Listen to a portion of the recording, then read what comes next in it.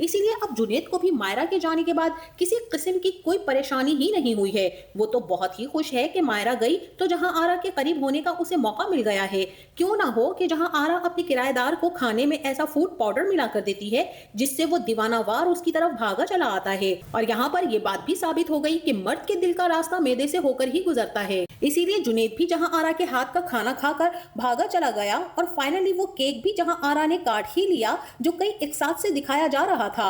और इसी के साथ अब मायरा तो प्रेग्नेंट हो चुकी है और वो ये खबर अब घर आकर ही अपने शोहर को सुनाएगी। इसीलिए मायरा जुनैद को फोन करती है कि वो कल आकर जुनैद को बहुत अच्छी खबर सुनाने वाली है। जुनैद और मायरा तो खूब खुश होकर एक दूसरे से बातों में मसरूफ होंगे। इन दोनों की फोन पर बातें सुनकर जहां आरा ये सब कुछ अपने कमरे में देखकर खड़ी हो जाएगी और अब उनके दरमियान में आ जाएगी। अब जहां आरा निचले पोर्शन में जाकर जुनैद की खैरियत भी पूछेगी, उसे किसी चीज की जरूरत तो नहीं। मायरा और जुनैद आपस में बातें कर रहे होंगे और जहां आरा जुनैद के दरवाजे पर आकर दस्तक देगी। जुनैद यहाँ पर जैसे ही दरवाजा खोलेगा तो जहां आरा को देखकर मबहूत रह जाएगा।